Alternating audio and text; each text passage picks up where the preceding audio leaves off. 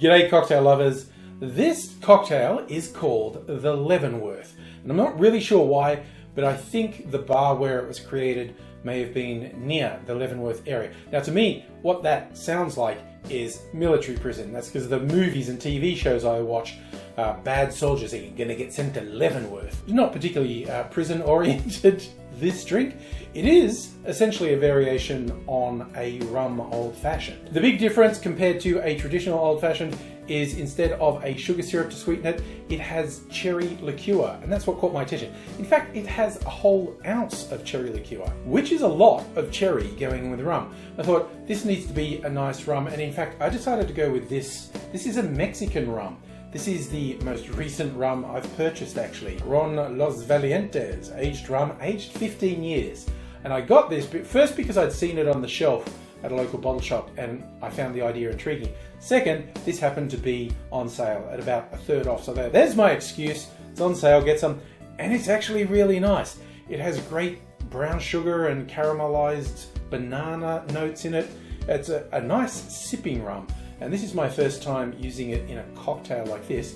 So I'll give it a taste. First I'm going to put this down. This is a very red cocktail, obviously from a fairly sizable amount of cherry liqueur in there. Let's see what it tastes like.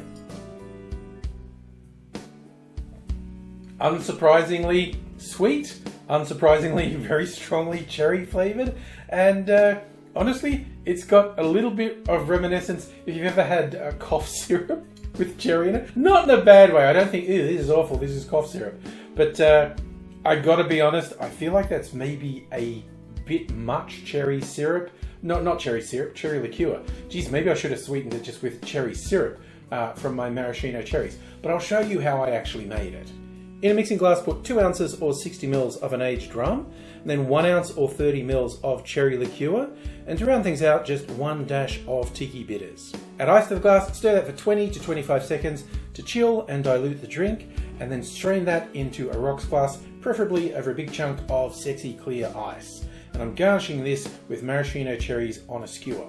I was just going to do 1 cherry, it seemed like a very fitting garnish for a drink that's so much cherry, but when I stabbed into my jar, I got 2 cherries first try, and I thought, well, if the cherry gods want me to have 2 cherries, who am I to say no? I love these Marasca cherries. They're awesome.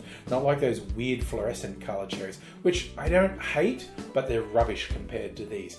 Anyway, your mileage may vary. I really enjoy these ones. This is interesting. In fact, now having had this, I feel like workshopping it to get a bit more of the rum coming forward. I think, honestly, 1 ounce of the cherry liqueur, I'm going to go on record. It's way too much, but there might be other ways to balance it. And as I said, I might actually do that experimenting. What, an excuse to drink more rum.